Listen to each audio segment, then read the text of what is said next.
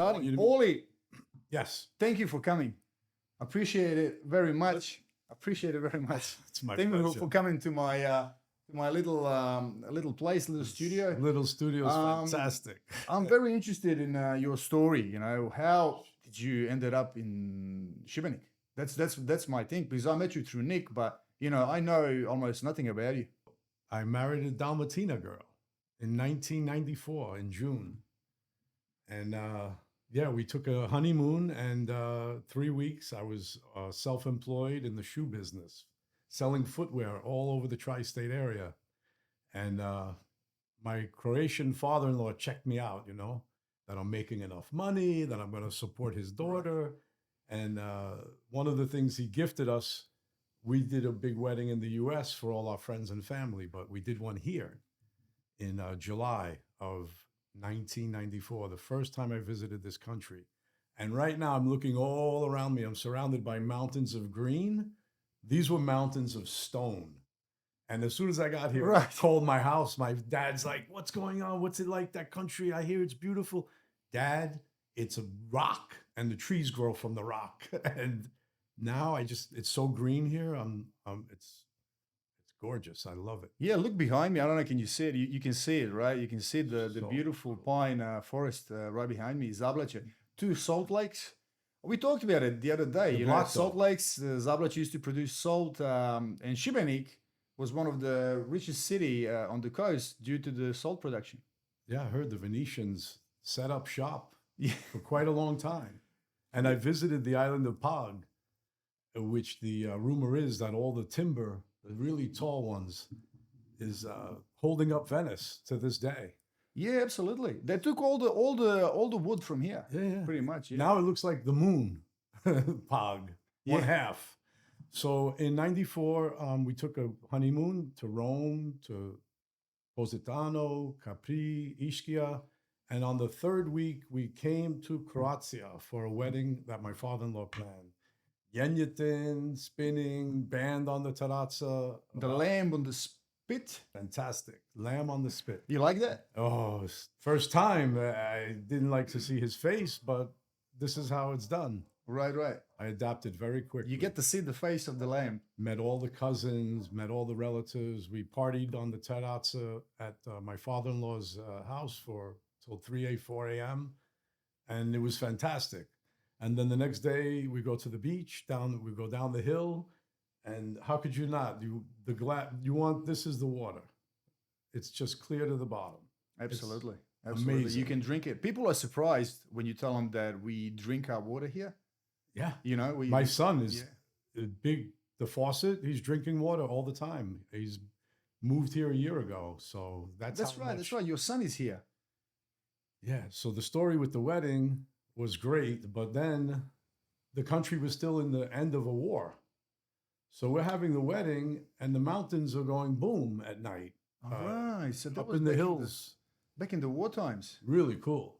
Right. And the beach now, where the beach bar was our little cement area, and no tourists, nobody, my wife and me, and the cruiser ships from NATO going through, destroyers. No pleasure boats, only war. Right. I was about 12 myself. Devastating to see the church of Nikolai with the dome that they bombed.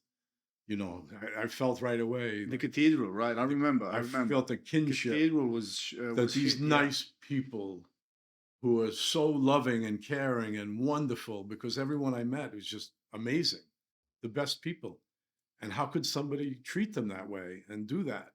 And the library, the sandbags were still 10 feet high. And, you know, I thought Croatia was just amazing. And my father-in-law had built a beautiful home in the 80s and 90s. He had successful businesses. He's famous singer here, Tony Dadic. Tony Dadic himself. That's the man. He sing with Zvona in New York, or no? Is that a different? He had an aunt who emigrated to the States in 1963. So he was the favorite nephew. This is his mom's sister. She got him a visa to come to the States as a wedding band singer. And he played the bass guitar.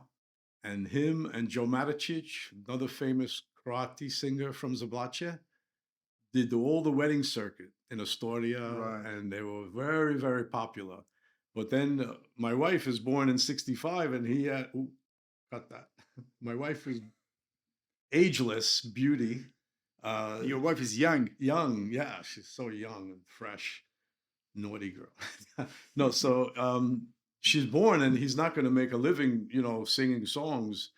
So he's a very intelligent man. He got a job, mechanical job for Otis Elevator, and he was repairing all the elevators in skyscrapers. The light bulb on the number is out, and he knew all the wiring and all the intricacies, maintenance, yeah. which led him to an electrical degree that he got in a vocational school. So then he became licensed electrician, and then he had an opportunity to go into the children's wear business through, I believe, some friends he had right in Astoria on Steinway Street. And he opened up Nama Boutique.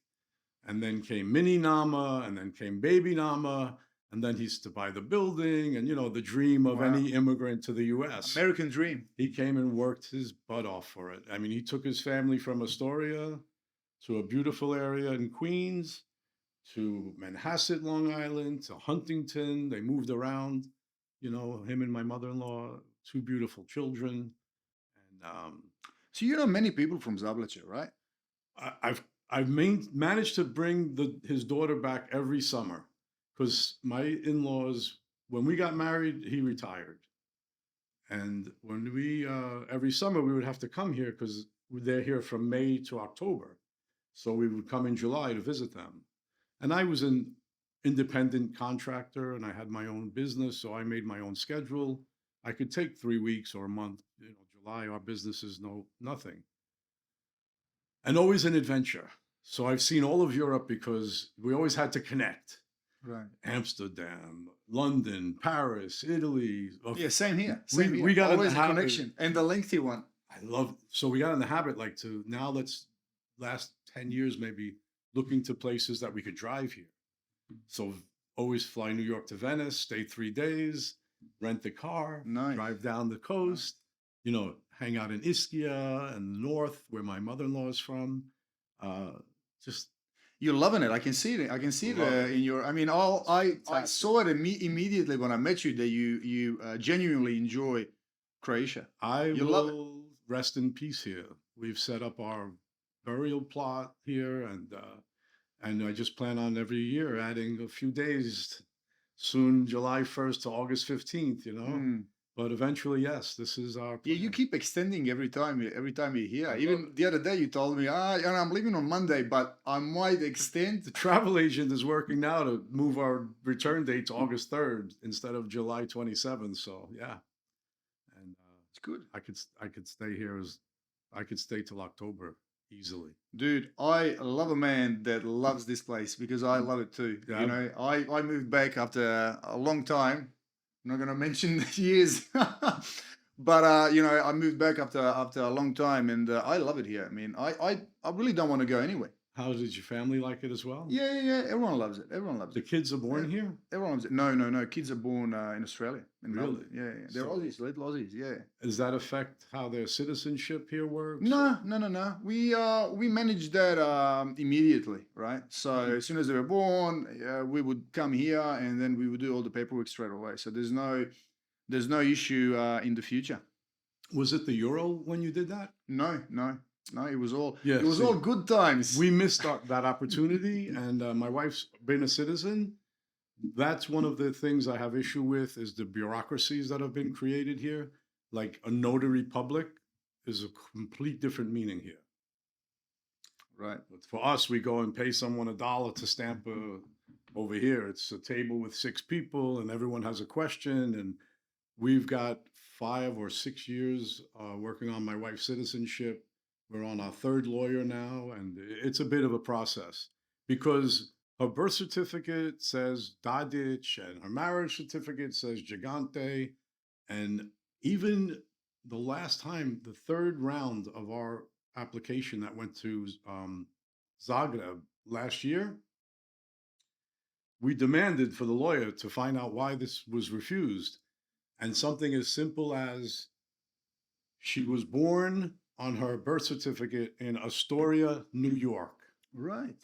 And they wanted it to say New York, New York, or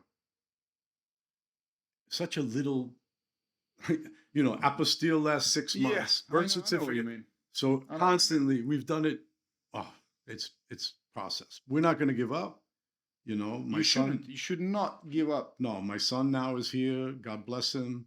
He came a year ago with his wife and 2 dogs. And immediately he shed all of the stress. Like I had a very anxiety driven boy, really very fast, always with the coding and the computers and the game writing, designing, doing uh, a lot of what this country was becoming famous for, which was because it's a young country. We're so advanced, everything is fiber optic. We didn't ever have a cable or a wire. Everything is very modern here. So he put together a small group. He came here as a work visa for internet remote work for American companies. And he had 3 good contracts, monthly paying him. And Croatia just kept raising the bar. They kept raising the money that you needed to make a month. I think it's now, he told me, 4,700 euros a Wow. month to work Wow. here remotely and be able to stay. And the last contract he had was Texas Instruments, which was his longest.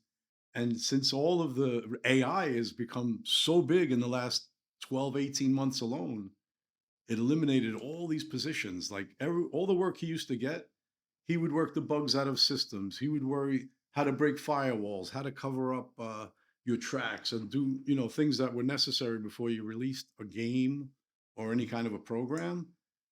And I think he got a little disillusioned with it. And then the police came and said, Of course. "You lost your Of last." course. But he was from After all, we're in Croatia. The police always come. Policia. Policia, yeah. That's my big challenge, is learning the language. But I learn enough words to get by. And Hey, you got a house in Zablace. You don't need to. my wife has 90% of my the father-in-law has a house in Zablace. your father-in-law, yeah. But, You'll get one, I'm sure. I'm trying really hard to learn it. But the fact that they teach the children English in school here is such a great advantage for the Absolutely. population. And where do you go and see like the families and the love, the way the father is always there? Like we go to the beach and the mom gets to relax and the dad's in the water and he's on the boat and he's on the suppboard, and it's beautiful. I mean, the values that are instilled in the Croati is what I grew up with. And I think in a very large way that's missing in the United States today, especially in New York. I'm born in the Bronx. We were 4 kids in like a shoebox house, 3 brothers in a room, and I had a sister. And my parents worked very hard, very good discipline from my dad had a long career with Sears Roebuck and Company, and my mom was Avon. She went from selling Avon to friends to running a Northeast division with 600 saleswomen, and she had an office. And I was so impressed by her skills for selling.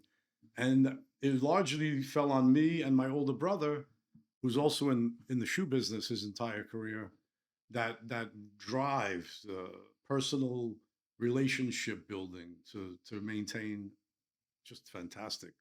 Absolutely. Did you grow up near Croatian people, or that was later? My dad Italiano. So you're Italian background, right? Families from Naples. My mom Greek, and her family fled Turkey when all that in 1910 or no, around 10 or 11, the Turks decided the Greeks had to go. Right. The first thing they did is burned all the churches, and the 4 sisters took the boat. And my mom's mom was in the belly of her grandmother at the time. And they came to America, legit. Everything was nice. My father's family from Naples came to make a little trouble. Right. 5 brothers, you used to have about 8 kids to get 3 or 4 that would survive. They've had a lot of tragedies. So in the 15, 16, 1915, 1916, three of the brothers immigrated. They brought another brother, and then my grandfather was determined to make Naples work. By the time he realized in 21 it's not going to work, America shut the door. No more. They were full. So he did what any smart Italian guy would do. He got on a boat. They didn't give his right name or anything. And when he got to the Hudson River, somehow his cousins, they communicated, and they were in Greenwich Village. They came and got him. And it's just the story tells itself. He's from a small village, Santa Lucia, outside of Naples, very, very poor. And the cousins arranged for him a 4-story walk-up on Thompson Street for an apartment. And they had work for him and everything was going great. And upstairs on 5th floor was a cute girl, Clara. And it turned out to be my grandmother, which they met and immediately fell in love and got married. And she was from Santa Lucia. As they do. In Naples, same town. They never knew each other. And truth be told, my family name is Esposito. Esposito? Yeah. My grandfather was an orphan. His parents had died. There was an outbreak of cholera or something. It took a lot of the people. So most of my family in Naples in the early 1900s were in a big foster home. Oh. And Familia Gigante was giant family. Right. There was 100 kids there. So when he came, he didn't have paperwork for Esposito. All he had said Gigante. So right. That's how we are. What a story. What a story. It's pretty good. You know, I've heard so many stories in Australia of people of that generation, how they came to Australia. You know, and people from here, from these places that you've seen. You know, I mean, I know about some people that just six or seven of them stole a little kaich. You know how we call it, a kaich, like a little boat. You know, with the vessels. Kayak. Yeah, and they went towards Italy. You know, and funny story. Oh my gosh! And these people told me like they were kids, like they were 16, 17, and few of them got married and stayed forever. You know, many of them didn't make it. Many of them didn't make it. Yeah. These ones in particular made it, and 2 of them got married, had kids and grandkids, and that's great family. I'm still friends with that family. We're still in touch. But what's interesting is they went on that trip. They didn't bring water. They brought like 20 liters of wine. Better. It's better. Kids. In case you get a cut or you have a kids, little sore. Yeah. 16. But they just tells you like how long is a journey like that, and what year do you think that happened? Well, this was a long time ago, but they told me what happened was they got rescued by Italian Navy. Sure. They didn't even make it all the way. They were just trying to make it to get picked up. Yeah, and they said we can't go back. If we go back, they're gonna arrest us and potentially shoot us. Oh, they fled the country. Yeah, they said we need asile. And they took them to the camp in Italy, and they waited for the boat, and then the first boat to Australia. So their intention was never to go back. Yes, never to go back. Do you know any of them today that did that trip, that journey? I do. Some of them are still alive. Yeah, I do. A lot of, a few of them died recently, but that's I knew those people. These stories that I'm telling you, that they told me, like there was a first-hand story. It's happened all over the world. I mean, Italy was centrally located for the Libyan. I mean, so many boats had floated up to Italy. Yeah. Basically, they got the Coast Guard just circling the perimeter of everything. That's right. And it's like the way the Cuban refugees came to us in the U.S. in the 90s. And, we've had a lot of that. Look at what goes on today. You have Greece. They're doing bad things to those boats. They're full. They can't take these people. And these people, I think assimilation is so important. Like I would come here, my son, like, okay, I'm going to jump around. So his lawyer thinks he's going to get a better meeting with his citizenship. He took a job in a Plodine as an apprenticeship to butcher. What 28-year-old in this country wants to be a butcher? We need butchers, electricians, mechanics, plumbers. The young guys today want to look on their phone and be an influencer. Yeah, nobody wants to work. Everyone wants to be an influencer. My son has a hardworking, I mean, I probably, my first job that paid me, I was 12 years old and I never stopped, never stopped. Always was earning, always was paying my way and always working hard. And I think he got that. I got that from my father. My dad wasn't taught how to fix a refrigerator. The refrigerator was broken And he fixed it. and he would take it with the screws apart and put it in order on a big sheet of the way he took it. And eventually he would get to a part that didn't look right. And he would go with the model to the place, number and the whatever, and they would give him the part and he'd put it all back the way he took it. And then he did dishwashers, washing machines, anything. 10 o'clock at night, we're all done with dinner and he's relaxing and the phone rings. Bobby, the wall phone with the cord.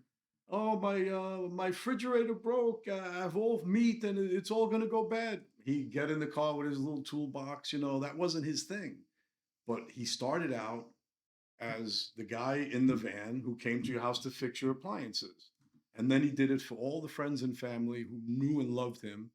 He was just a very personable guy, phenomenal chef. I mean, we lost him young, but he lived a full life.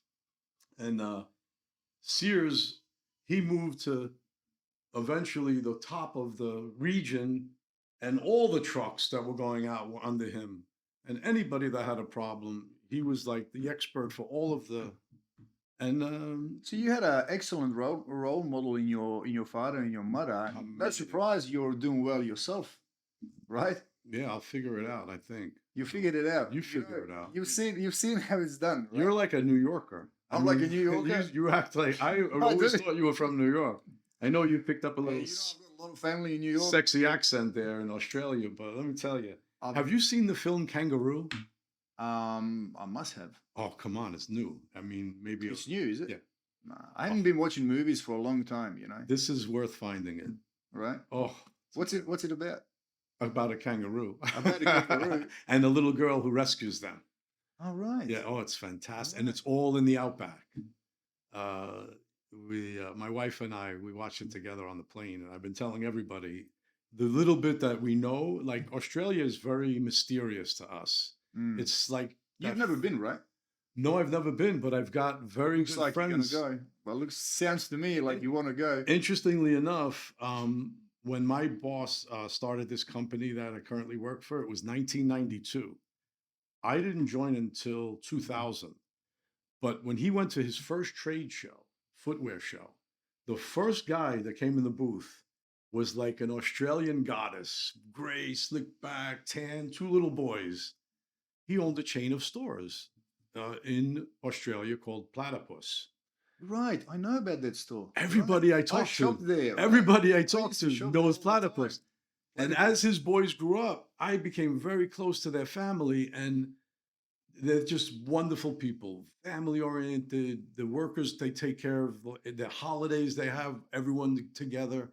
And so they had maybe 60 stores, I think. And he's at the show looking for opportunities. So he's distributing Skechers in Australia. But in the meantime, in his Platypus stores, Skechers is outselling the 40 other brands. Everything else. So he sees an opportunity, takes his bottom stores, makes them Skechers. Now he's got like 35 Skechers stores, 60 Platypus for the multi-branded, and Skechers for the mono-branded. And he has the longest standing relationship, 32 something years with us. He's not so well today, but his boys, they grew up with the shoes in their hand. And every 6 months, I see them in Los Angeles. We have a drink, we talk about families and how things are going. And I identify with Australian very close because of my relationship with them and how close my boss, Robert Greenberg, CEO of Skechers, was with the family. He's all about family. And the thing about our company, we serve 170 countries in the world. We manufacture 300 million pairs of shoes last year. It's a huge number. We have gone from, I joined the company, was doing 480 million in 2000. And last year we did 9.8 billion.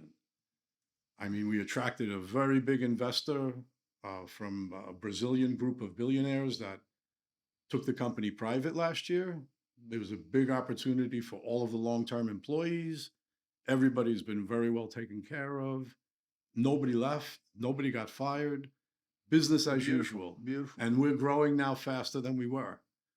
How did you start with sketches? My older brother, Robert, he's my mentor in the footwear business.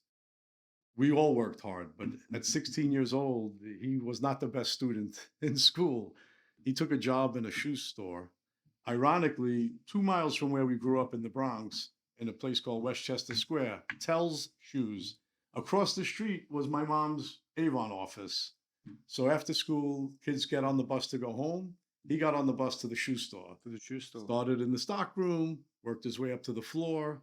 And when the salesman used to come around, they liked him because it was two old Jewish men owned the shoe store, but my brother was like a shining star. 5 customers at a time. And, he knew the inventory. He really learned the business. Maybe till he was 20, he learned the shoe business. He left that small store and eventually went to a much larger store and ran it with the owner. And it was good, but he still needed more. And ironically, a salesman who used to always come with the bag of shoes to the little store in the Bronx came to the store up in Westchester where he was working. His name was Sidney Lamb. He was in his 70s. He needed help. He wanted to take a young guy like my brother So good. off the shoe selling floor and get him to start going to Brooklyn, Queens, the Bronx. So we call it a B-man. So Sidney paid my brother to handle the accounts that he couldn't get to anymore. And my brother just did better and better. And he moved up and up and up. He got the own territory himself. Sidney retired. I graduated college. I go to a fair to get a job. I had a major in marketing and a minor in economics, 4 years at St. John's University. 1985, I graduated, and the jobs were not there. I was getting offers to do telemarketing for $18,500, for a year. My brother's company at the time was men's and women's, and they wanted to go into children's. So he said to his boss, listen, give my brother who's graduating school right now, give him a shot. They had 4 or 5 brands. And I went and at that time it was Bell Atlantic. The phone book was this thick. Yeah. Excuse me. I'm not even sure where the idea came from. But if you call the phone company and ask them for all the boroughs, the books, I got Brooklyn, Bronx, Queens, Manhattan, Staten Island. I got the New Jersey book. I got the Connecticut book. I got the Westchester book. Now I got this big stack of, phone books. And I take my legal pad, I learned in college, and I write, okay, Bronx, Brooklyn, Queens. And every book I took out were the shoes. All the addresses of all the shoe stores in the Bronx, all the shoe stores in Queens, all the shoe stores, and the ones that specialize in children's. And I went to visit them all. I had really nice little lines. I wanted to make sure I'm not selling the guy across the street from him. Who do I jive better with? And I visited both 300 shoe stores in 6 months. But in the meantime, I sold almost $1 million worth of kid shoes. I started in January, the year I'm graduating. I was graduating in June. I moved my college schedule to Monday, Wednesday, Friday. I sold shoes on Tuesdays and Thursdays. $60,000 I made in 6 months. Commission, 6% commission. Lovely. Now I'm looking at the offers from it just got better and better. So tell me, what's the secret? What's the secret? I've been telling you. I told you, a few times that I'm trying to make it in sales myself. Yeah. What's the? I mean, from what you're telling me, it's like, all right, you need to put the hard work. You need to go and door to door, and just sell it, offer it. Relationship. The secret is relationship. It's you. That's 95% of the sale. You're the guy who comes in the store at 10 o'clock in the morning with 4 coffees, some donuts, and you talk for an hour and not even anything about business. Mm. Then the young kid in the store is more than happy, comes to your car. We get the 2 bags on the order pad. Yeah, We yeah, lay yeah. it all out. Everybody has a say. Now it's 2 in the afternoon. The order's in the bag. I take the owner to lunch. It's selling you, selling you, selling you. We have an amazing slogan at Skechers: unseen, untold, unsold. Right. We built the company on this. Unseen, untold, And unsold. and If unsold. you don't let them see it and you don't tell them all about it, you will never sell it to them. And that's the mantra of Skechers. I And will remember that. we're going to do $11 billion this year, which is incredible. And in anyone's wildest dreams, this was never going to be that kind of a company. But we've got a lot of dedicated, hardworking people, a very gracious family that runs the company from the How old inside. is it? When did they start? 1992. 1992. Right. They So went not even that crazy old. It was private company, yeah. started with a father and a son. They went to London and made a deal with Doc Martin because they were at a shoe show and they heard Doc Martin just lost their distributor. They went right to the owner and met him, said, "We want to distribute your brand in the US." They took the Doc Martin line of 8 shoes, sold it to every great account in the country, and the business got so big that the Doc Martin people were like, "We got to take this back." They had a misunderstanding around 96. After 4 years of distributing the brand, they lost the brand, but they gained the knowledge. They built the roads for the company to grow. And they went to China, made friends with great factory owners that to this day we have relationships with, and made utilitarian footwear, Mm. utility, work, steel toes, Is lager that how they boots. started? Oh, Right. yeah. Oh, yeah. Utility. Yeah, then New Balance exploded in 95, 6, and 7. And Robert was like, I gotta get back in. Sneakers is the money because you could make 10,000, 20,000 pairs of a work boot, and that's fine. But when a sneaker hits, a million pairs faster than anything else. So our sneaker came out in 98 called the Energy. It was a New Balance Energy. look, a dad shoe. Let me look into that. Since you got the The 2050, and it redefined the company as an athletic presence. The genius marketer that my boss is, he's all marketing and product. His son is all our own retail and the sales organization. is it Skechers Energy? The Energy, yes. To this day, the 2250 is a big shoe in our line. Just a clean white leather. You know, think of a cheerleader, what she's going to wear. And by the way, they put them on the Laker girls. They put them on the Clipper girls. They put them on the Knicks girls. It was phenomenal. So in 2000, I get offered a job. My brother was at Skechers already 4 years. And one of his friends was going to leave New York and relocate to California. And he was a salesman, and I was working for a men's shoe company at the time for 10 years. I was there from 90 to 2000, and I was doing very, very well. And I was getting this guy his shoes for many years, and his name was George. He goes to retire to Los Angeles, not retire, to go take a job there, and he gives me his sales job. So I've got these 3 shoe bags full of energies in every color you could ever imagine: open backs, closed backs, lace up, slip-ons, everything. That it was all about the bottom. And the rest is history. Yeah. So when you show up at the store with your bag full of shoes, every possible color, everything, what's your how do you start? Hello, I'm here. I'm Paulie. Yeah, I've no, got these shoes. you call them, you make your appointment. You want to be in the store when they open, you know, because that's going to be your sale of the day. And yeah, like I said, you come in, you socialize, you see how the business is going. Yeah. You go in the stock room, you see if they're having problems, you fix them. If they're having invoicing problems, you know, you service the account to the fullest. You have to do everything that you can do because I'm amazed with the way Skechers did it in terms of design, because they've got their own original design, and when you're coming up against Nike, Adidas, and the big ones, it's not easy to come with an original design, right? With the original story, and Because I remember, especially I remember Platypus. You know, it was different. You know, these shoes look different. It's a war. It's a war. It's a battle every single day. It's shelf space. You're gonna X amount of pairs will be sold. The way it's divided up is all about how it's marketed and how it's presented.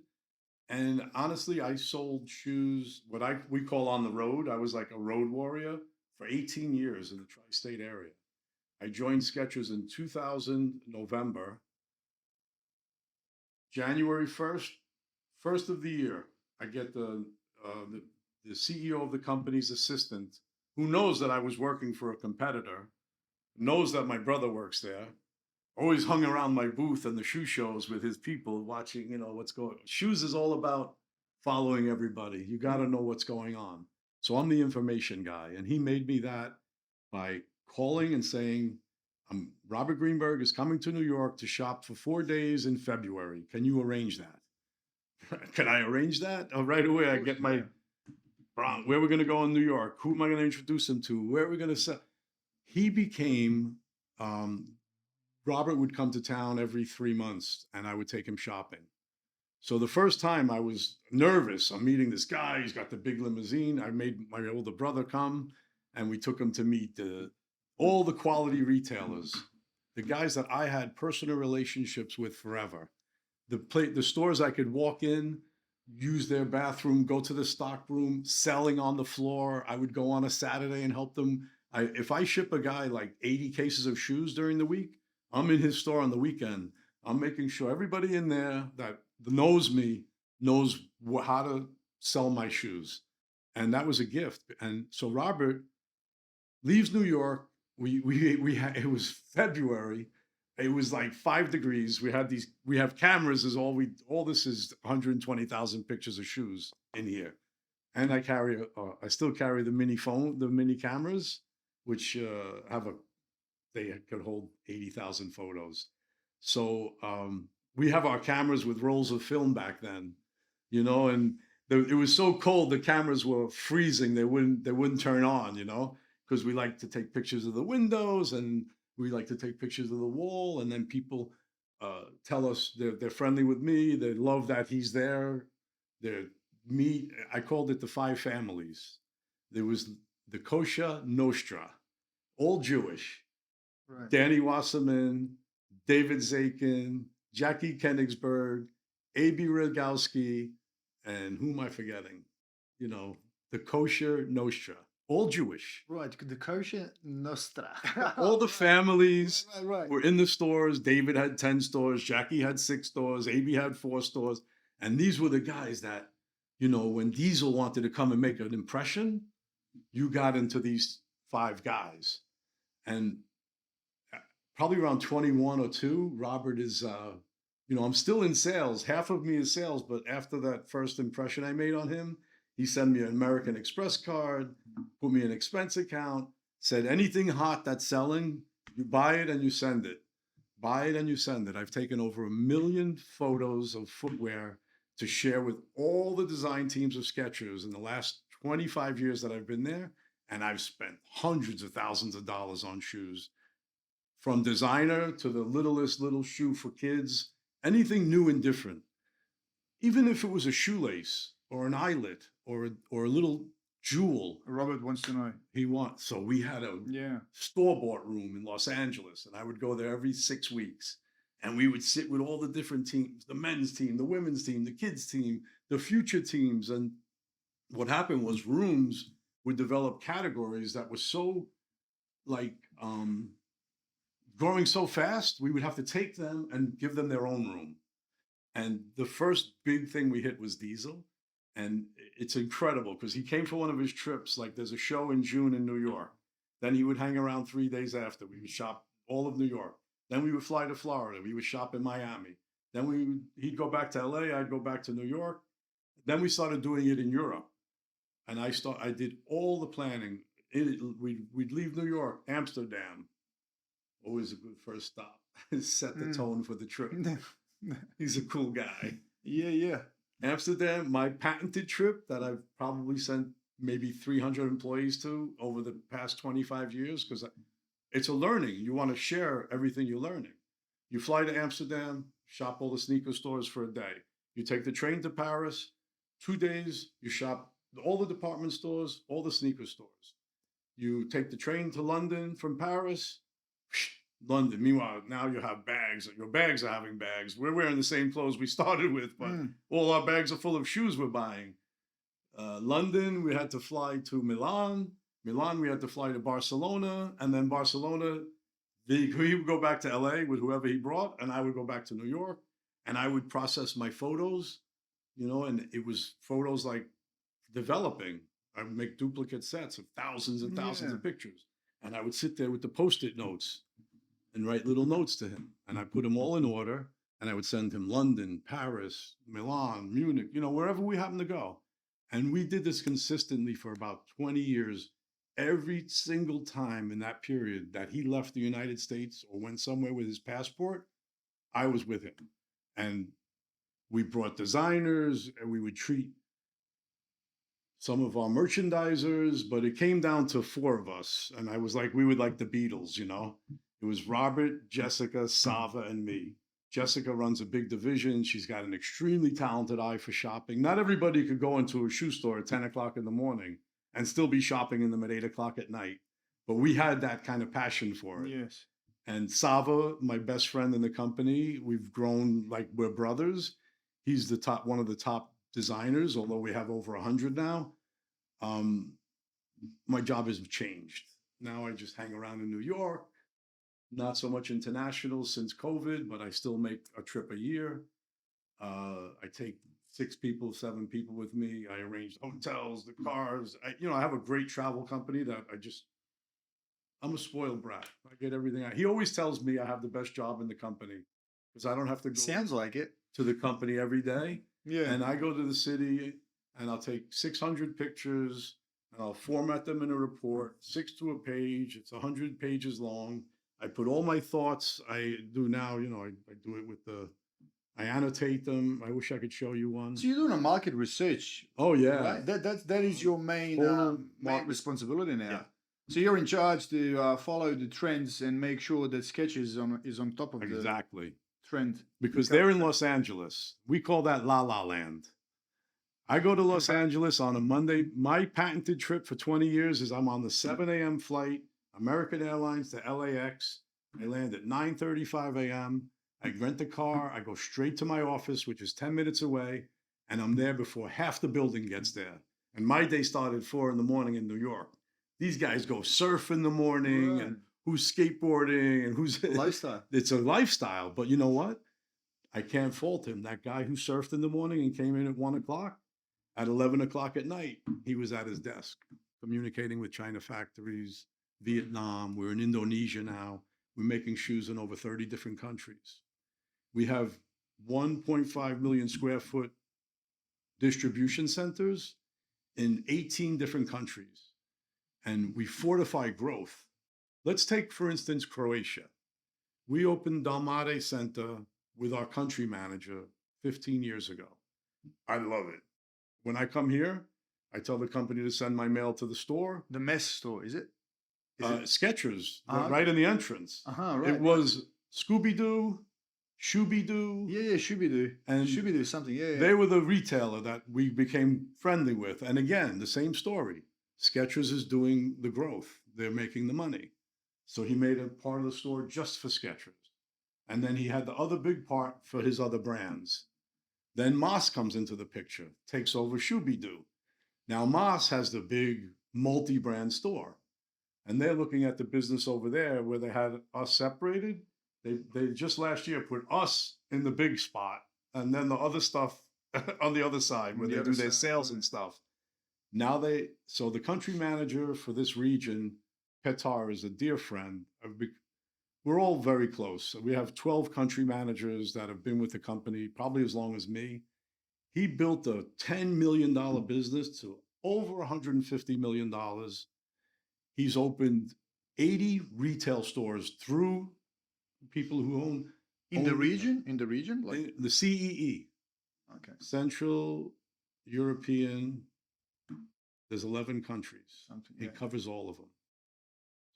Vienna, I don't think I could name them all. But Dalmate was the biggest one and still is the #1 grossing store. You joking? I'm gonna. We've opened Zada, we've opened Zagreb, we've opened every Pula, we've got stores all over Croatia. And he's just phenomenal. So, we're earning our keep. Now sounds good. I'm glad. I'm glad you guys are doing well. Yeah, we're rocking. It's good to hear, and especially to hear that Dalmare is on top of I'm that getting story. myself That is crazy. That is crazy to hear. You'd never. I would never say. I would never say that Dalmare is doing that well. It's a great story. But yeah, but it's a great story. Great story. I mean, I love asking people about their careers and how they made it. And it's always the same answer. You just put a shit ton of work. You just put your head down and you worked. And when you started, it was all about precision. Finding out those locations, showing up, and as you said, what was that? Those three. If they don't see it, they don't see. Unsold. Unsolved. So you had to show up. You had to show That's up. a mantra. You should have a mantra.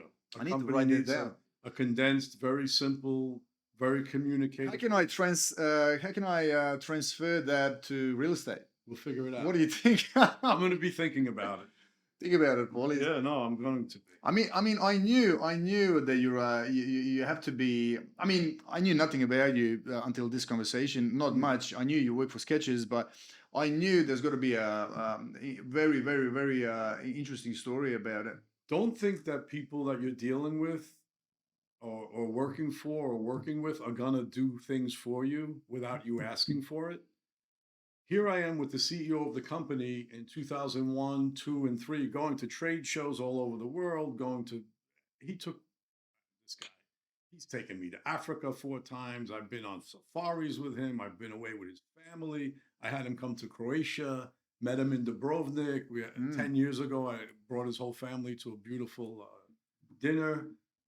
They had come in a cruise ship. He's like, well, every summer you're going 3 weeks. Well, I want to put my family on a boat and come. He did. But you got to ask. Like I said to him, it's weird. In 2003, I'm still have a territory manager on my card, Paul Gigante, territory manager. He wanted me to be a secret. He didn't want no one to know. So he made me a vice president of the company in 2003. Wow. And to this day, I'm the VP of brand strategy, which I'm very proud of. I've never asked for any more. I don't want to be executive vice president. I'm very low key guy. I don't, this is a weird conversation. I don't even know if you're able to put it public, but I didn't really divulge any financial information. And no, we're no longer public. So what I'm looking to, what I'm fascinated by is, I'm trying to figure out marketing and brand and growing, right? I told you, jiu-jitsu school. Last year I had a jiu-jitsu school for kids. Actually, summer before, I was telling you, we were having drinks down at the beach bar in Zablace. Sure. I was telling you, I'm going to do it. Remember when I told you I'm going to do it? And you said, all right, see how you're going to go. I might invest. When I see those videos of you with the kids are having so much fun. I did it. Yeah. What I told you I'm going to do, I did it. And I did, I had to start marketing, right? I had to learn on the go. And then I was thinking, should I go to the marketing school? And here they've got vouchers for marketing and all of that. But, I actually called them up and I said, what am I going to learn in this marketing school? And they said, you're going to learn how to create a reel on Instagram. I already know how to do that, right? You do it beautifully. So what do I do? I love it. You're dynamic in every sense of the word. What you're doing is moving from not failure to failure. It's like from learning and success to success. Like right now, there's a phenomenal public school system in this country. Yes. They're teaching children English. They should teach the children how to protect themselves. That's a great idea. Absolutely. Is to approach the school system, come in with a program to, bullying little weaker children and, you've got that rapport. Yeah, look, and that was the branding, that was the marketing that I did. I did that, but I really wanna bring it to masses, right? But the self-defense attitude, right? Mm-hmm. And it's not about self-defense only; it's all about the risk management. Sure. So where you are, how to assess the situation. You know how to read the room, and if someone is aggressive towards you, you know what to do. You don't panic, you don't freeze, right? I feel this is, you don't freeze. No, you have to stand up for you. People do freeze, you know. But this is to me, this is the safest country in the world. It is. Maybe I shouldn't say that. You know, I had a video the other day. It had like 75,000 views. Yeah. Where I talk about, I had the guy here, and we were talking about it. It was just a little clip of a conversation we had, and I was telling him how I'm so happy that this city is so safe.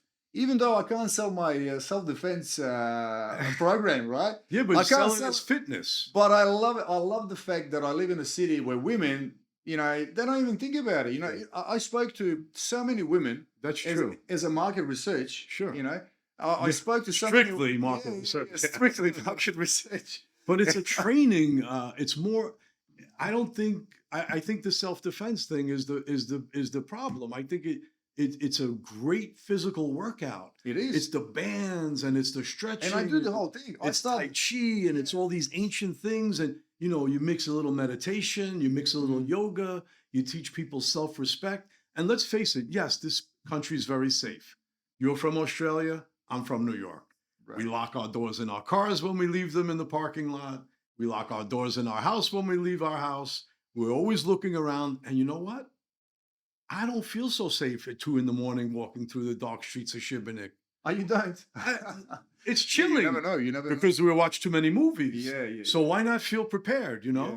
Because I have met some very not friendly people. And it's unfortunate they happen to be older. Yes, I know. Getting shit, you know, from the guy in the toll booth. Yeah. The friggin' kid in Pevitz. I've had some altercations here on this trip, and you know, I'm very hot-blooded, and I think it runs in my family, and I don't want to say it. It's best to stay away. That's first lesson in self-defense. Diffuse. If you can leave, you know, if you can leave safely. Do your words. Yeah, and de-escalate. I'm sure you're a nice guy, right? You have a lovely wife, a family. Let's talk and be friends. What are we gonna? You know, you need something. Hey, maybe we hit it off. I'll help you. Yeah. I'm tremendous like that. I've helped anybody who comes to me with business ideas. I feel like I've been given a gift. I've been in a marketing school for 25 years, and it doesn't just apply to footwear. I've applied it to so many different businesses. Absolutely. It's incredible. Absolutely. And that's what I'm trying to learn. Yeah. And that's what I'm trying to learn. And you know, it's not a secret. I'm trying to soak up as much as I can from you. Yeah, AI this conversation. But AI, but you've got scares me. You've got the experience. It scares me. You've got the real world experience. That's the I thing. want to stay hands-on, on the ground, soldier in the field. Yeah. I don't want to cheat. I don't want no one giving me anything. And you don't need to. Nike ships a shoe, and it's a big shoe. It's in my office, you know. I bought 10 pairs of shoes. Did you? Just hanging, that for research and development. Foreign R&D. That's my bag. My wife and I, we were going to come here for holiday. We were going to be in Europe for Christmas last year. We booked the whole trip, 3 stops in Italy. Came down to 2 weeks before, her mom took ill. So it's all about family with us. We're very tight knit.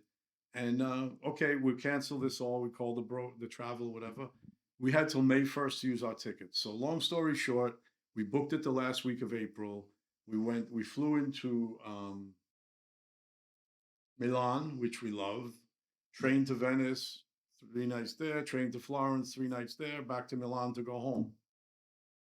At the end of the trip, I have my little camera, you know, it's always with me.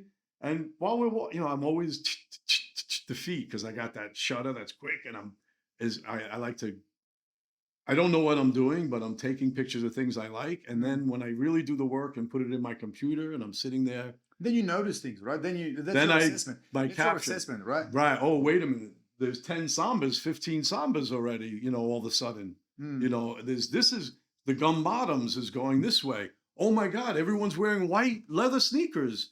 These things will happen. And they get so big so fast because of technology today that everybody knows what everybody's doing. If you could watch YouTube channels and influencers of shopping in the shoe stores I shop in Rome, Italy, Milan, anywhere I go, and they're showing all the shoes, you know, they don't need me. But what I do is I digest it, I think about it, I make these reports that get circulated. Every month there's a New York shopping report. every time there'll be a Croatian shopping report from this trip. But the funny thing is, my wife said to me, "What happens when you retire? What are you going to do with the extension of your left hand? There's this little camera that I don't even have to look at anymore. I'm talking to people, they don't even know I'm doing, just She said, "What are you going to do?" I said, I'm going to keep taking pictures of shoes and making reports for this company that I love. That's right. I'm retired and I don't care. And if they use it, I'm happy. And if they don't, I'm happy too, because that's my hobby. And we came home from the trip. I had bought 15 pairs of shoes. I took 1,600 photos. I made a April Italy report. Part 1, part 2, part 3, 600 photos. And I just told them all my thoughts and what I'm thinking and what I'm amazing. And a lot of times they're against me, but I'm consistent and I stay on it. And then I start to pick people that run rooms and be like, "Hey, I've been talking about they're starting to do those hidden wedges in the sneakers again. When it was one company 6 months ago, now there's 12 companies doing it. We were the king of that 10 years ago. Come on, let's go. Get the street division. You do it. Get the modern comfort division. You make them comfortable. We got it. This is something we have to do." So yeah, it's exciting. I'm very passionate. It sounds very exciting, and I can see you're very passionate about it. And I'm passionate about my stuff as well. But I have to say, I've noticed that kids, especially teenagers, they want to wear, exactly the same shoes. They all wear the same shoes. One of them gets at least it looks like that to me. One of them gets an UGG. They all get an UGG. Yeah. One of them starts wearing Converse. They're all wearing Converse. Yeah, it's incredible. Yeah. Shoes are communicative. It's more communication than I think apparel. And I don't really judge people, but here, forget everyone's in flip-flops and shower slides. Like I'm wearing right now, I could wear this to dinner in the finest restaurant in this country. I think that's brilliant. But I always look at people's feet almost before I look at them. It's interesting to me that Skechers has kept their focus on the shoes, and they're not expanding yet to clothes. Or am I right? Or am I wrong? Big apparel. I see you do have clothing. Huge apparel. Right. Business, yeah. What about slippers and tongs and all of that? This is everything. Everything, yeah. And I don't see it much in Almada. It's hard to. We're in 12. No, they don't have the apparel here. The country managers use their own. They have their own ability to decide whether they're going to use that or not. We just give them all the equipment they need.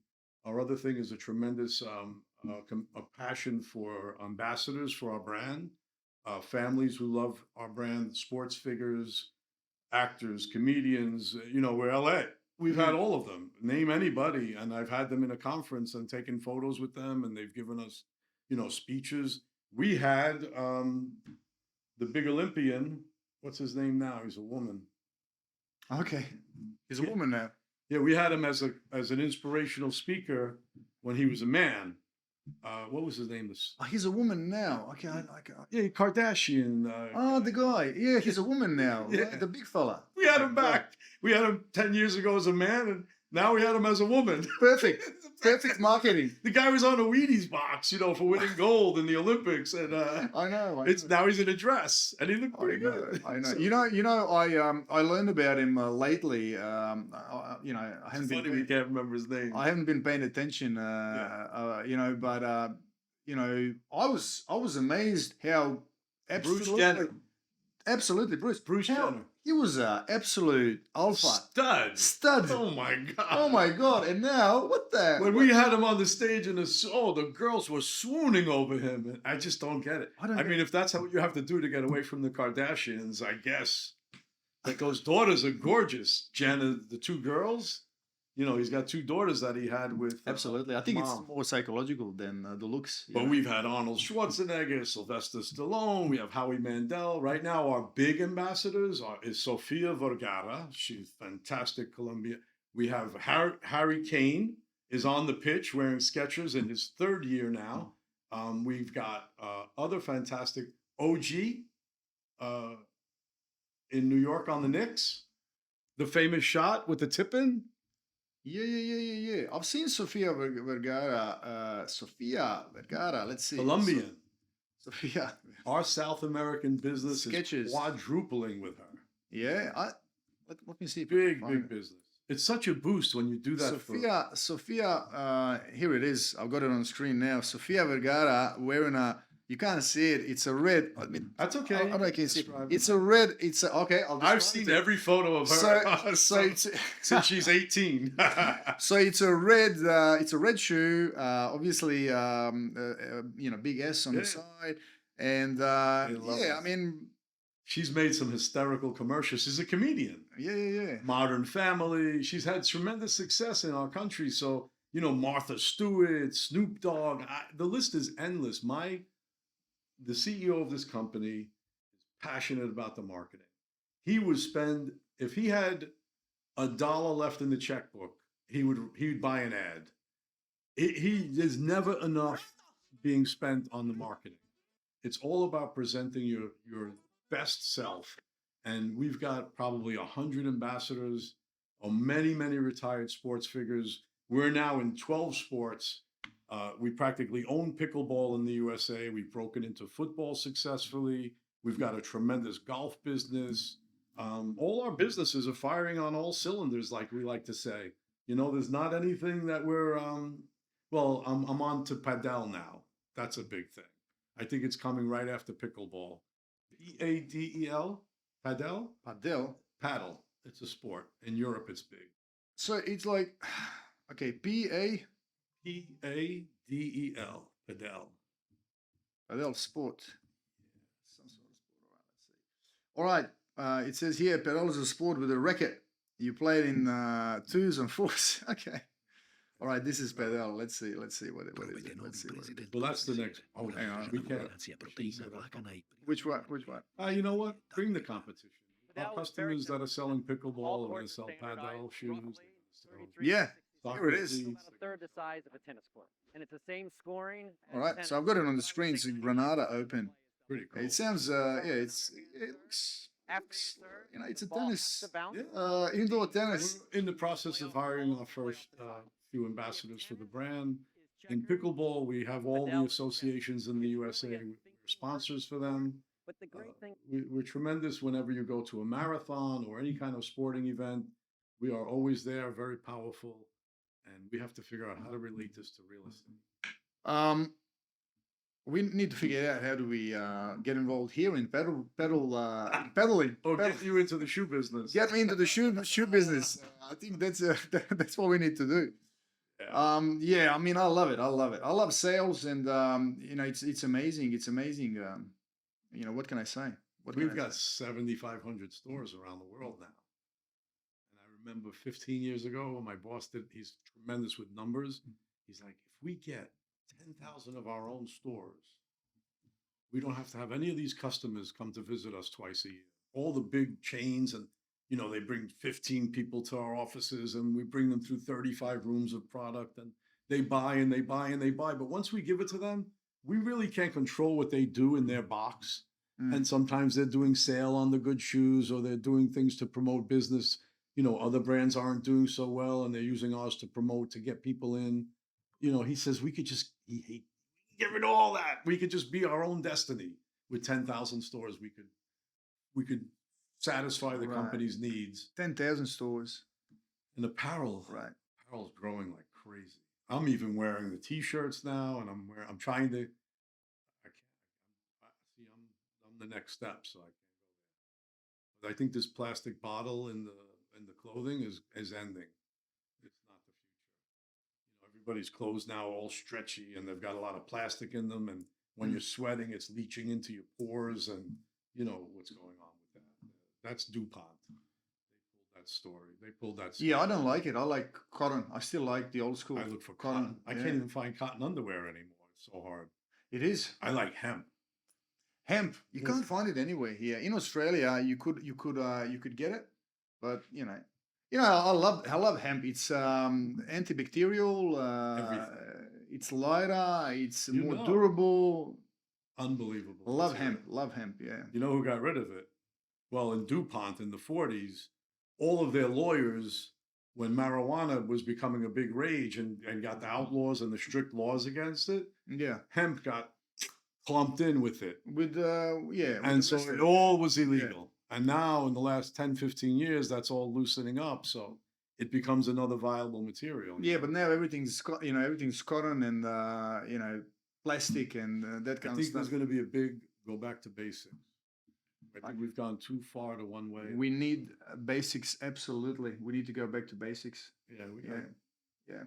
So yeah, so the marketing, it's a challenge. It's a challenge. I'm doing everything I can to promote it. I've noticed, and I think you'll agree with me. I noticed that more I talk about it publicly, that I get more engagement. You make a right? difference too. Making videos without me without me saying something about it, Sure. it's not authentic enough. Right. I think people now, especially with the AI, they want authentic content about brands, right? Yeah, right. So I'm a brand, I'm trying to develop my own brand. Who's the Sure. brand? It's me, right? So I'm, jiu-jitsu school, that's the brand, right? In Yeah. this case. So, I'm trying to promote it by talking about what we discussed before, benefits of benefits of training, benefits of self-defense. Yeah, the health aspect is The health totally aspect, the way to go. yeah. You do yoga and you I do. All of my private groups, I start with Pilates, yoga. We need to activate those muscles first, and also I need people to. People are not used to the movement that I'm trying to promote, and I'm pretty much trying to promote you going back to the kids, to the get them young to the kid phase. Sure, but absolutely. I'm trying to. If I was training you, I'm trying to get you back to redevelop those movements when you were a kid. Yeah, sure. When you You squat. really could stretch and bend and do squats. When you were a kid, you could I could squat. do pull-ups. But you would play in a squat, right? Yeah, sure. You know how you can see that, and we used to do that, and then you lose ability. Why? Because you sit too much. Yeah, rough and tumble. And then you lose the ability in your hips to to sit in a squat for a long time and play. Yeah, And unless you're Asian, of course. Yeah. That's what They're amazing. They have They're amazing. They're the amazing. bowel, anyone in the garden they're in their crouch position. They eat in that position. In the army, you got toilets like that. That's why you have to really get those squat. knees up against the oval. Yeah. In the army, there's the toilets are they call them field toilets, right? Which is a plastic bag in a bucket. No, it's a hole in the ground. Oh, a hole in the ground. You're growing trees. How did we get here with this conversation? We can go anywhere. I love it. The format of this podcast is flowy, freestyle. We talk about anything and we laugh about it. Sure. And that's I want people to feel like they're sitting here with us and they're learning a story. Sure. Finding something new. I like it. I think you need to stay with it. It's a great opportunity. You know how fast it's growing. How long have you been in real estate? Just curious, because we haven't spoken much about 1 year. 1 year. So is there a licensing situation? Yeah, where you need to train and you pass a test. And in Croatia, you have to pass the the bar. Sure. It's hard. a professional exam, right? You need a sponsorship, realty company You don't. In the US, you can apply on your own, but it's a very thick book to learn. And you need to know what you're doing. You need You're to know. a smart guy. You picked the right field. Look, I like it. I like the real estate. I like traveling. I like taking photos because I do all the photos and I do all the filming of the ones you sent me. You took all. Yeah, that's all. I went to Zlatin, and I met up with the lawyer. That listing is fantastic. Yeah, it is. It's. Have I told you? So it's not on the market yet. World War II, Croatian guy, a hero, one of the first. The Tito story and all of that. He was one of his admirals, and he was in charge of the whole army for a long time. And he retired, and he was a playboy. He was a playboy. He was like it's in Zlatin. He was entertaining. That was his entertaining house, right? And everyone was there. And the story is I can't go into the who owns it now, but let's just say. People that were closest to him, including his mistress, he knew paradise when he saw it. They own it. So yeah, it's a crazy story. The house needs work. The house needs work. I want to see it. I told my wife. We should go. We should go to Zlatin. I said to her, "There's 2 or 3 great restaurants. I haven't been in Zlatan in 25 years, We should but I go. know how to go one around the bend and pull into the dock, and I can do this." Bully. I was there the other day. Yeah. You know, I went to the city, parked my car, took the boat. It's like €3.5 trip. Sure. I loved it. It's like I came into the different country, right? Yeah, I know. It's so live. A lot of people. A lot of every single bar is thriving. They got these little bars on the coast. really coming into It's its like own. everyone's partying, and it was like 5 p.m. Like Yeah, right, go. it was 5 p.m. Zablace, love Zablace. But Zablace, Right now I can't commit because we're running short on days. Yeah. So I have to figure out how, but I'm going to get there. look, unless you extend your stay, I don't know how. Well, I can rent a boat right by the church here you can, and just take 3 hours and go. I could take the boat from Saladas that I rent and do it. you could. I have to go. I The gotta see it. easiest thing to do, the most pain-free way of doing this is going to the city, taking the big boat. You sit on a boat. It's a pleasant. Oh, the ride. taxi boat from Šibenik? No. You got a big boat. Like it's a huge boat. It's Šibenik right on the plage? Right, right in the port. Oh, And you cool. take the boat. It takes you there. We just had friends from New York after we were here for a week. They came on a Monday morning at 7 a.m. They arrived. The Marina and I met them in the airport. We took them right to Castel, private boat to Amfora in Hvar. We spent 4 nights. Oh, you went to Hvar. Paradise, Right. Love it. Palmitana, Laganini, all the places we go every summer to Hvar. Even years ago when we would go just for a day trip, I would be 8 o'clock ferry going and 8 o'clock ferry coming home. We did that many years. Then we'd stay 1 night, then 2. Now we stay 4. But I didn't want to take them to Zablacha. They do a lot of traveling. So we took them to Bellevue in Šibenik and stayed 3 nights with them. The mom and the dad and the boy and my wife and I.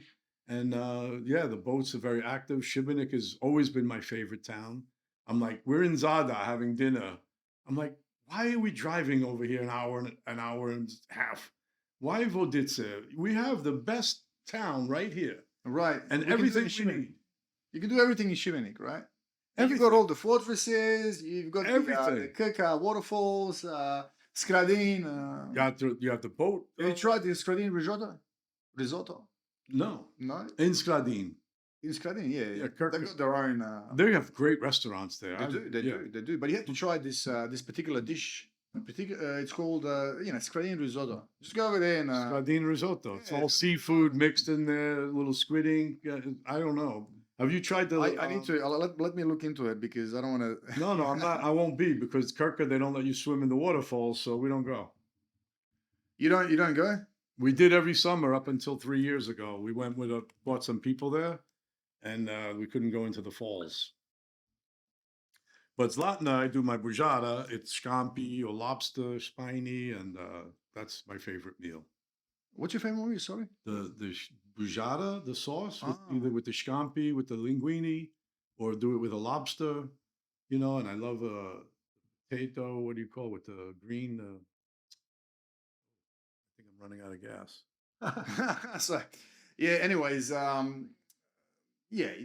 I believe you. I'm with you, man. I don't think you need to go anywhere. You got everything here, and it's lovely. We did a good hour and a half. I don't know what you're going to do with it, but I'll fill in the blanks. You fell in the flags. No, we had a lovely conversation. Yeah, this was great. And meeting you has been wonderful. Meeting the younger generations that are here. I mean, I'm in the middle because I'm obviously older than you, but Nick is, a little older than me. And I feel this is the future. This is the future for me.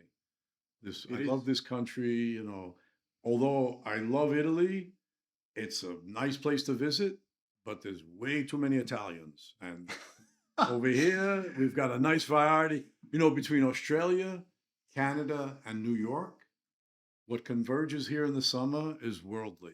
And education-wise, I'm always learning new foods, new places. Every time I come here, this place is like a mushroom. You ever grow a mushroom? Well, I haven't personally, but I've got a few. And then they go like natural this, and then ones, they go yeah. like that. I'm tremendous in the garden. That's my Yeah. solace in my life is my planting. the biggest thing is that a little tiny seed will make me enough salad to eat and make for my family, and I'm all about that. I have in New York, I have 2 gardens, in 2 different homes. Here I come, the first thing I do, I go to the nursery and load up the car. All the stuff I love. I love it. I love it. Yeah, I mean, I love the fact that you love this place so much. It has a huge, great energy, coming from you. So I love that, man. I hear it's difficult. I appreciate that. It's difficult in the winter, and I understand that. It is, but winter has its own flair. I love Sure. winter too. I love it when there's no one around. You got to make a day trip to Zagreb. You got to go, you got to go see the Christmas villages. You got to get, and then January 1st comes, it's very difficult in New York for us. It's cold. Nobody goes out. You don't see your neighbors. These last few winters have been brutal with snow and ice, and it's tough.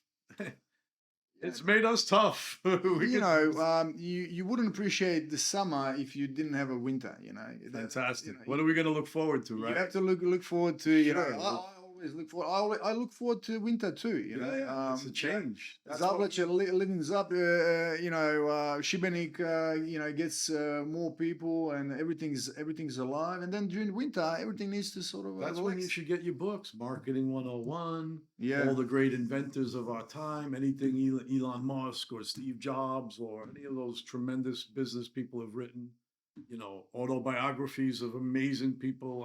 I love all that. Benjamin Franklin, and you learn about Benjamin Franklin used to go back and forth to like England, crossing the Atlantic from New York.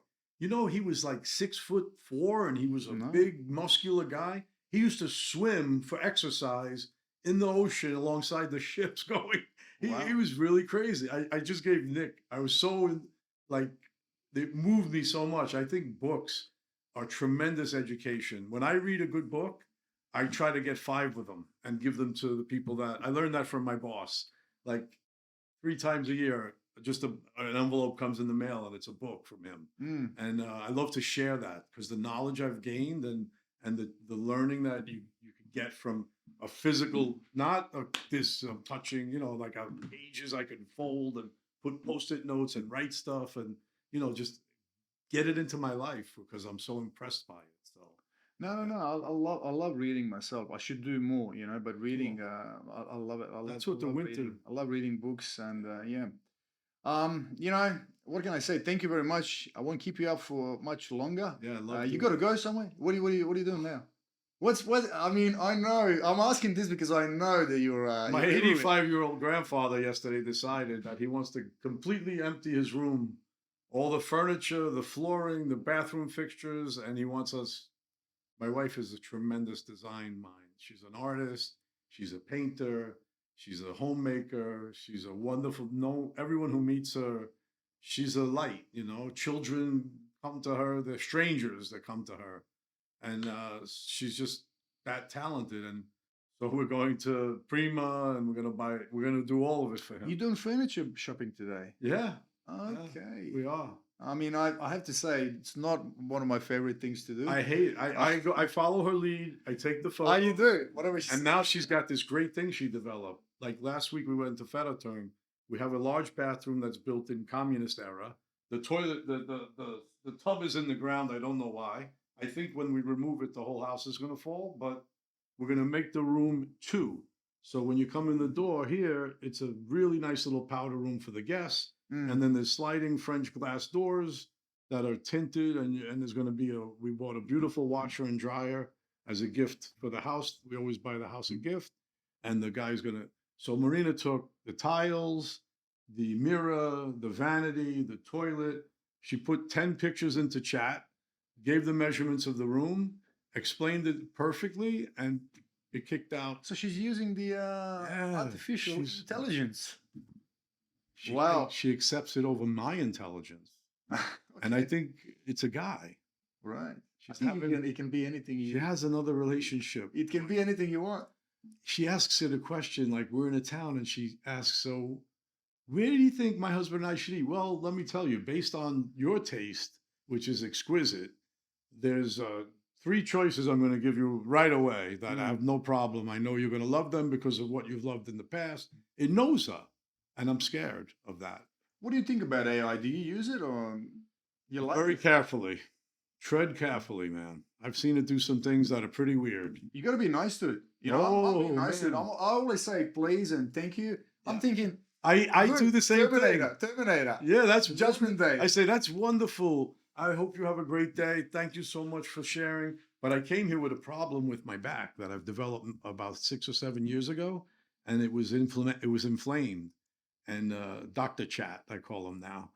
I told him what prescriptions I had with me because I know this situation. It's called a bulging disc. Yeah. It has flare-ups. They spasm. We all have one. I never had a spasm. Here I had a spasm. The night it took me 10 minutes to get in the bed, I got on the chat till 2 a.m.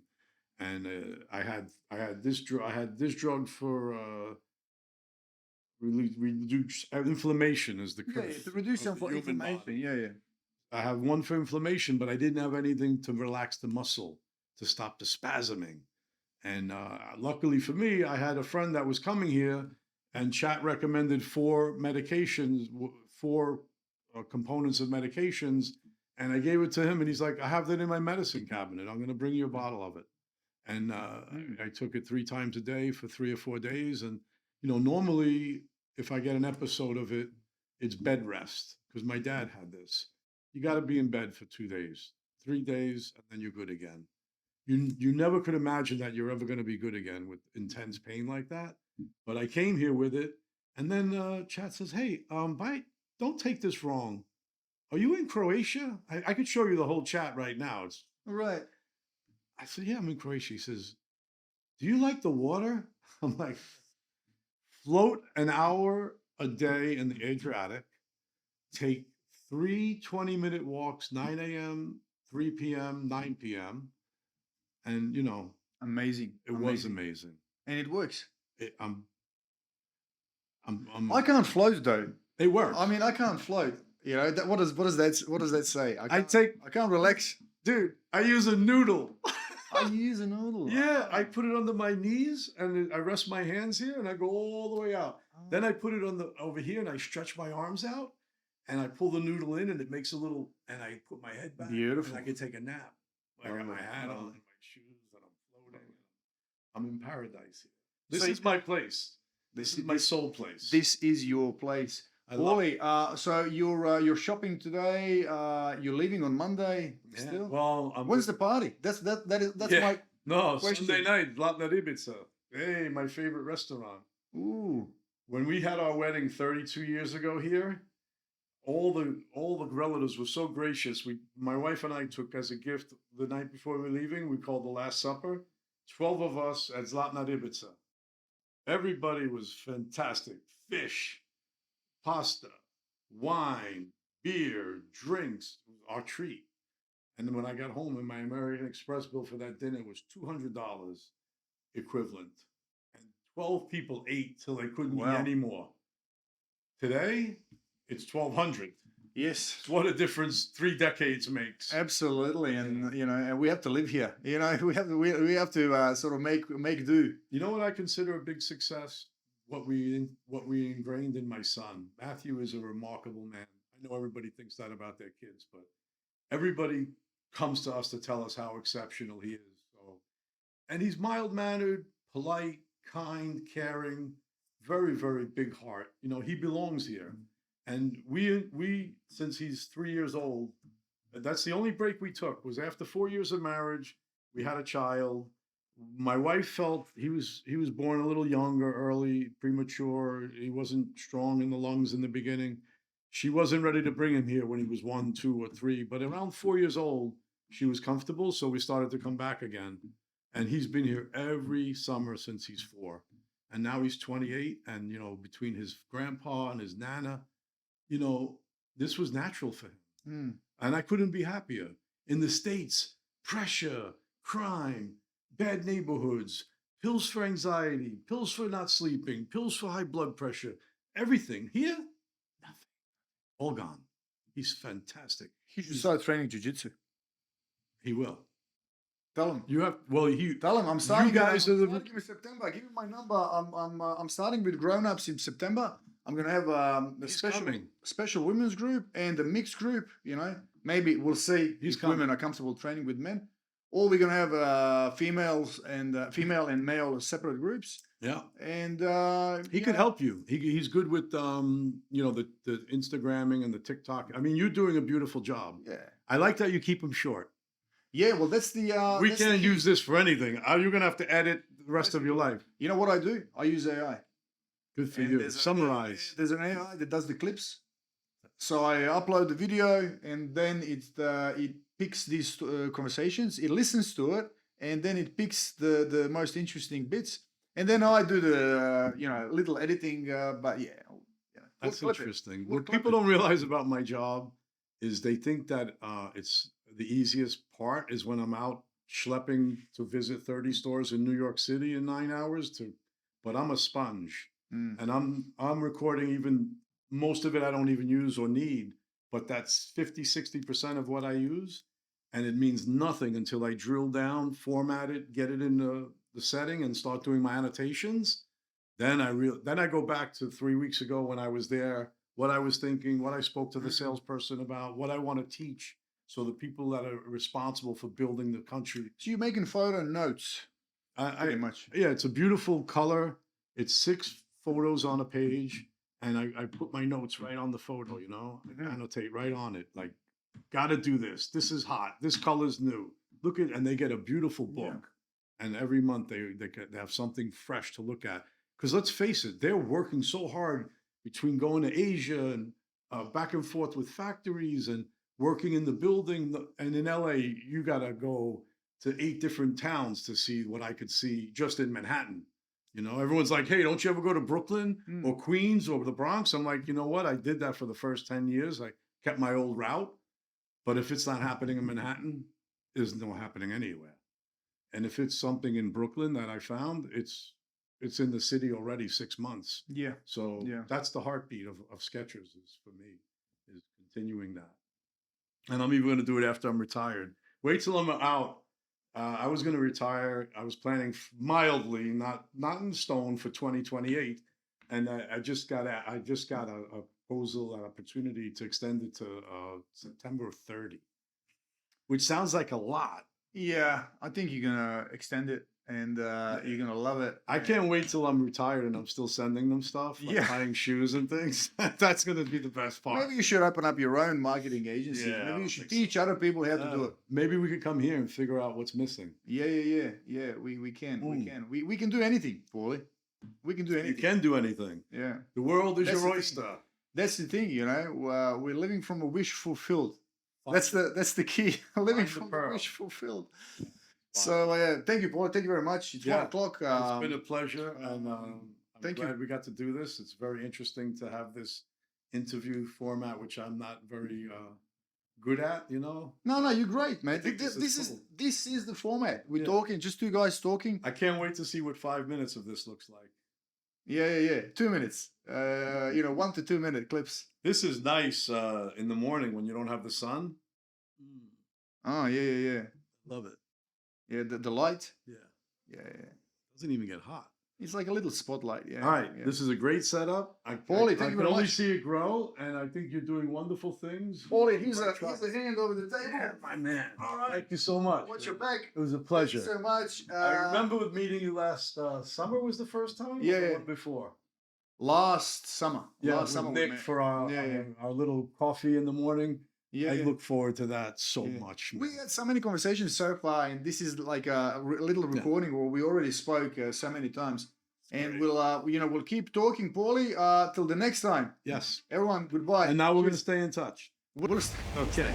Can we sign off? Thank you, Paulie. Up.